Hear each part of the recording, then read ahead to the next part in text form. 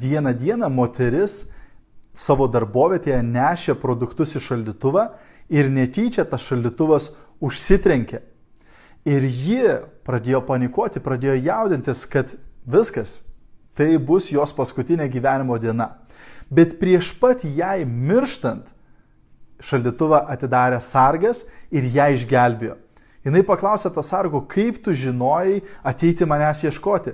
Ir sargas pasakė, kiekvieną rytą daug žmonių ateina dirbti į šitą darbovietę, bet tu esi vienintelė, kuri kiekvieną rytą su šypsena su manimi pasisveikini ir vakare su šypsena su manimi atsisveikini. Visada tu man duodi kažkokį gražų žodį, gražų komplimentą ir aš kiekvieną dieną laukiu tos minutės, kada tu ateisi į darbą ir kada išeisi. Ir kai šiandien aš neišgirdau tavo atsisveikinimo ir nepamačiau tavo šypsenos, atėjau tavęs ieškoti.